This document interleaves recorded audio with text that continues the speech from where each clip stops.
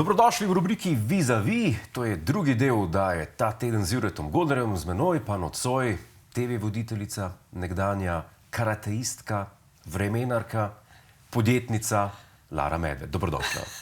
Živijo, Jure. Dobrodošla v rubriki Vis-a-vis. Preden sva začela snemati, si rekla, da ti ne maraš tunelov. Res je. A te spominja ta studio na tunel? Ja, je podoben tunelu, predvsem je črno in nima izhoda. Tako da... Mi snemamo tu v kleti vlažni, zaradi tega, ker imamo tako majhen studio, da ne bi mogla priti not, ker ni dosti prostora. Pa da koža pride, ne bolj do izraza. Tako zato imamo to svetlobo od spodaj. Tako da, Lara, najprej čestitke. Zdaj si, kako bi rekel, sovoditeljica kviza Denar pada na Planet TV. Res je. Ki je štartal v ponedeljek. In za nami so že 3 oddaje. 3 oddaje? Ja. Povej mi, kako se počutiš kot del enega takega projekta? Jaz sem sodeloval pri tem kvizu in je tako vznemirljiv. Ne, res je napet. Napet je, naporen, Ja. ampak zelo prijeten v smislu, ko spoznaš vse te ljudi, ko spoznaš ekipo, ko spoznaš Davida. Ti tudi občutiš ta, bi rekel, v kvizu to napetost. Jaz sem recimo v Milijonarju, ki ga zdaj vodim že 5 let, pa ne morem reči, da je tako napeto, ker tukaj dejansko štartaš z ogromno denarja. Ne? Saj to je verjetno tisti največji psihološki pritisk. Ja. Ko pride par, zdaj ne vem, kako se doma pripravljajo, in če sta to recimo zakonca in potem kar naenkrat 100.000 evrov pred njima, in potem 4 odgovori na to vprašanje in seveda noče izgubiti tistega denarja in pol ga panično deliš. Mislim, če ni tukaj v zadnje tudi malo taktike, ne, zelo hitro pade. A ti igraš zraven, tako ugibaš zraven? Da? Ja, ves čas. Ja? Tekmujem in diham, se mi zdi isto kot tekmovalci in potem, ko pade, je tista bolečina, ne, tudi za njih, ker veš, da so mogoče imeli kakšne plane, celo poroke, a veš, to bi jim privoščil. Ja, 100.000 evrov je velik denar. Ja. V tem primeru. Ne mi povej, je to tvoj prvi kviz? Si vedno želela kaj takega nastopati? Jaz sem se prvič s kvizom na televiziji srečala Male sive celice, kjer Male smo sive bili celice? kot šola udeleženi na kvizu in potem smo bili med publiko navijači in smo navijali. Tako da sem se v bistvu z neko tako podobno vlogo srečala že v osnovni šoli, no zdaj pa v tem kvizu Denar pada, ki je pa seveda čisto drugačna vloga, druga pozicija. Je zanimivo, je, mislim, sej, če me ne bi to, kako bi temu rekla, če me ne bi to vznemirjali, potem se niti ne bi odločila sploh zdaj v tem času, seveda materinstva, ustvarjanja, še drugih stvari, ampak lej, sledim svojim željam, svojim neki taki energiji, ki me pelje naprej. Te vleče naprej. Ja. Karateistka, je to možno? Je. Poznava se že kar nekaj časa, pa shodniku, pa tako, ampak nikoli pa nisem imel občutka, da me lahko nalomiš. Resno. Si zelo uglajen, gospod, bi se temu rekla. Ja, ampak si zaslužim včasih kakšno zaušnico. Kdaj si se začela ukvarjati s karatejem? To je bilo pa že v 2. razredu osnovne šole. In v bistvu moja mama si je želela imeti princesko, opisala me na en kup enih teh dodatnih dejavnosti, od gimnastike do plesa, ampak to je bila ponavadi 1 ura, za mano pa nisem zares začutila tega. In potem je bilo eno dopoldne, ko je sredi pouka prišel moj trener in imel je tako letake v roki, to je bilo še včasih zelo aktualno, in je on povedal, da on poučuje karate, da bi bil vesel, če pridemo, in ko je prišel do mene, mi je dal ta letak, pa mi je rekel, prid, ne bo ti žal. In od takrat se je začel. Se pravi, imaš črn pas? Imam črn pas. Imam prvi dan mojsterskega naziva. Imam črno obleko. Imaš črno obleko. Velike črne. Imaš verjetno dober zamah. Z rokami ali nogami? S čimerkoli se že pač uporablja. A si tu tekmovala? Sem tekmovala. Sem bila tudi državna prvakinja, sem šla tudi na evropska prvenstva, bila sem v reprezentanci. V bistvu vse ta karate me je spremljal čez celo osnovno, pa čez celo srednjo, vse tam do faksa, no. Vse do v bistvu moje prometne nesreče, ki je bilo pa mi zaradi telesnih poškodb to malo oduzeto. Prometna nesreča, kdaj se je zgodila? Doživela si hudo prometno nesrečo. Ja. Kdaj je bilo to? 2017. 2017. Kako je prišlo do nje? V bistvu jaz sem takrat dobro končala srednjo šolo, opravila strokovni izpit iz farmacije. Potem pa sem si želela iti na študij fizioterapije. Okay. Vedno me je pač zanimalo telo, zanimala tudi pomoč drugim skozi neke terapije. Ampak seveda izreden študij je bil zelo drag in sem si dala 1 leto, da zaslužim ta denar za pač sam študij. In v tistem enem letu je bilo tudi to leto 2017, tisto 8. julij, ko sem delala kot hostesa na enem avtomobilskem dogodku. Okay. In smo bile pač punce, prijateljice, ki smo skupaj pripravljale vse, promovirale avte. Ta ljubezen je itak v meni že za pač športne avte. Do hitrih avtomobilov? Že od nekdaj. Do hitrih stvari, tudi jahanje, tudi adrenalinski športi. No, in tam smo v bistvu med pauzo se odločili, da gremo na eno kavo. In ko smo se usedli v avto in se odpeljali 400 metrov stran, je prišlo že do trka.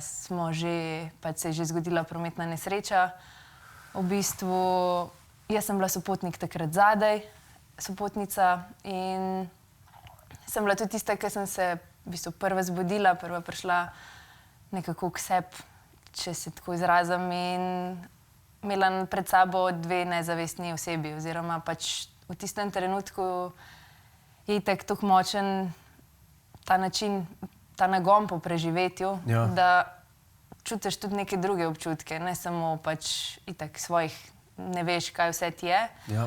Adrenalin deluje, da sploh lahko prideš ven iz avta. Moja pot, izhod iz avta je bila onemogočena, tako da edina je bila čez voznico ali pa sovoznico. In v bistvu sovoznica je bila na mestu mrtva, voznica je bila v nezavesti in v tistem trenutku pač sem vedela, da je ena zapustila ta svet, da je šla drugam naprej. Voznico sem pa začela buditi, da naj se zbudi, da moramo ven iz avta, da je treba iti ven. Hvala Bogu je bila pač tako blizu tudi naša reševalna ekipa, da so bili na kraju nesreče takoj. Da se spomnim, da na začetku je bilo, da pač slišala sem vse zvoke okrog sebe, ko sem prišla iz avta, sem slišala samo še zvok oziroma glas ene osebe. In takrat me je pa res ratal straha, ne. Ker si čisto sam. Ja. In takrat v bistvu se je pa ob takem dogodku stkalo tudi eno tako res lepo prijateljstvo, ker ta gasilec Andrej je še danes v mojem življenju. In sem res v bistvu hvaležna, da je bil takrat cel čas ob meni. Jaz sem ga samo prosila, naj iti stran, da več kot 1 meter od mene ni šel in počakal, da so prišli reševalci, me naložili, me odpeljali v novomeško bolnico. Tam so res super poskrbeli za mene. Res sem jim hvaležna, da me niso ubrili. To je bila med prvimi pomisleki, ne, saj ne veš, kaj ti je, veš samo, da pač ne moreš hoditi, kaj zares se dogaja, nimaš pojma, veš, da je nekdo, ki ga ni več, veš, da je nekdo drug šel v drugo bolnišnico, bližje, tak en miks različnih občutkov. In potem se prav spomnim, moja dva sta mogla pač priti iz Ljubljane do Novega mesta. Mama je rekla, da je bila to zanjo najdaljša pot v njenem življenju, ker po telefonu je reševalec rekel, trenutno je še stabilna. In seveda, pač on se je pravilno izrazil, on ni mogel garantirati, kaj bo z mano. In potem se spomnim tiste sobe, ki so me tam noter postavili in so me priklopili na merjenje v bistvu srčnega utripa in seveda mi vsi poznamo tisto aparaturo iz filmov, ki začne piskati, je konc. In to se je vmes zgodilo, sam se je aparat izključil. In ti si to slišala? In jaz sem to vse slišala, ker so me začeli takrat panično buditi in sem bila, sej sem tukaj. Nekaj druga piska. Ampak je bilo tako, zakaj še ta šok zdaj? Ja, zakaj me vznemirjati?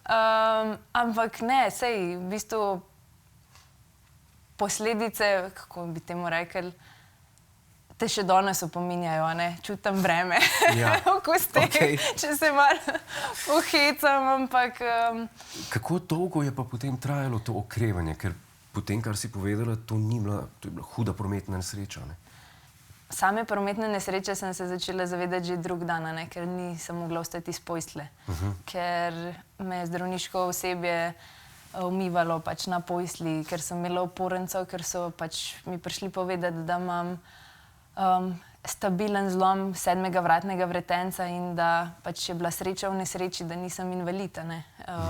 Da pač moram počivati, mirovati. Zašili so mi skoraj polovico glave, sicer poškodba ni bila globoka, ampak bolj površinska. Tole uho so mi naravnali, ker je bilo zdrobljeno. V bistvu cela desna stran je bila zelo pač poškodovana, stisnjene mišice, zlomljena rebra. Tako no. Koliko let je potem trajalo, da si bila spet kot nova? To okrevanje kar?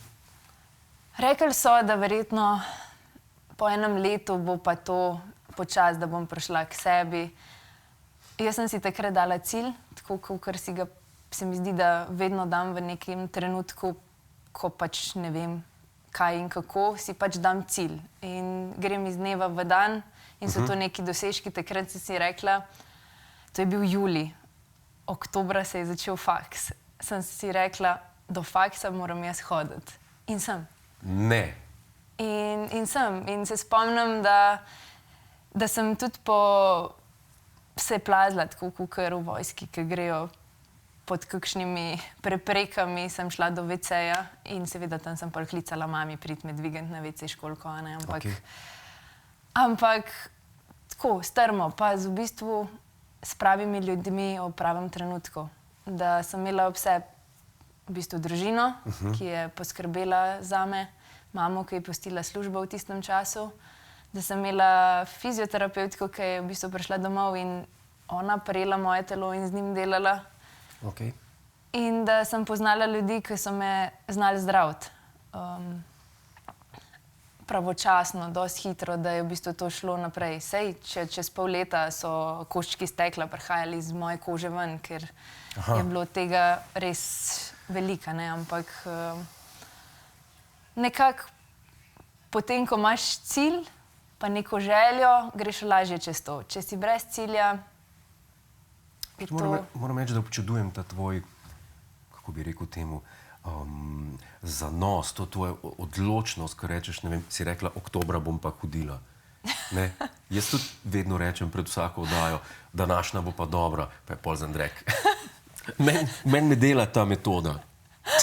A me lahko naučiš to?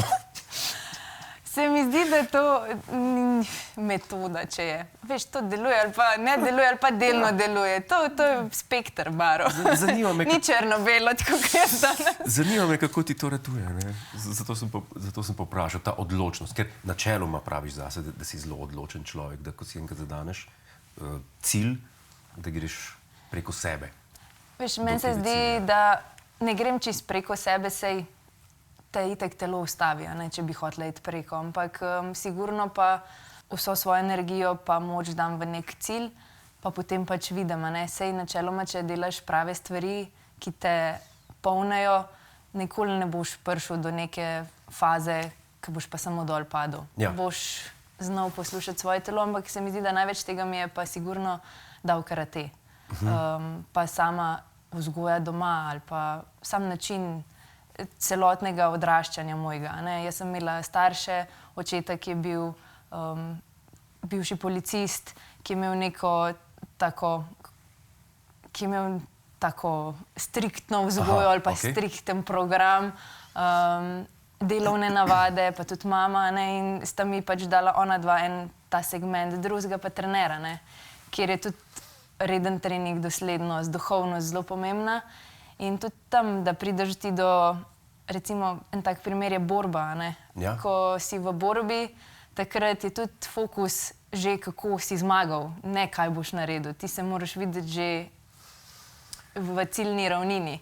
In takrat se isto naučiš poslušati, izolirati okolico, poslušati eno osebo. In se mi zdi, da se je to vse skupaj pol v bistvu prepletalo, ne, ko je pa prišlo do res kritične točke v mojem življenju. Okay. Sprav, mišljenje samo. Samo mišljenje. Velik del tvojega življenja izpopolnjuje pa zdaj tudi materinstvo. Res je. Kakšna si kot mama? Kako shajaš poleg vsega, kar se ti v življenju dogaja? Tako, da spim 4 ure. 4 ure? A veš, da ni videti? Ja, maska naredi človeka. Ne. Sem te videl že med masko in ni bilo videti. Sigurno, torej, dan imaš 24 ur, 20 ur kvalitetno lahko preživi človek z družino, z delom. Ja. Ja, lej, če kvalitetno spiš, ne, pol gre. Ne, pa sej, če imaš ob sebi seveda tudi partnerja, ki ti pomaga, pa starše, pa taščo, pa tasta, pa seveda, da delaš stvari, ki te polnejo, ne. Tako, kot sem že prej rekla, če ni tega, verjetno se ne bi za to odločila.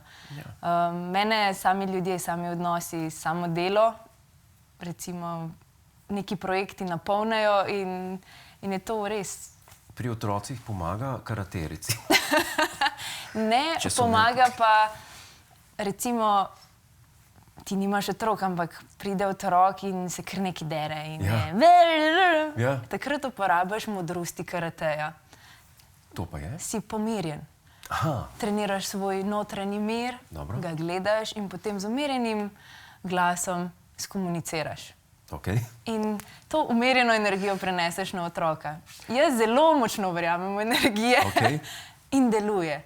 Je pa res, da tudi neka striktnost, pogovor, doslednost, to pomaga. Pomaga pri vsem tem. Pa seveda skladnost, a veš, da sva s partnerjem pri neki odločitvi skladna in odločna, da nima manevra med nama. Se pravi, če pa nista skladna, mu pa hitro dopoveš s karatejem. Če se ne motim. Oziroma sklepam. Sklepam, da to tako gre, no. Ja, sklepaš. Povej mi, ti boš v kratkem izdala, oziroma kako bi rekel temu, iznajdla si nov pasji šampon. Iznajdla.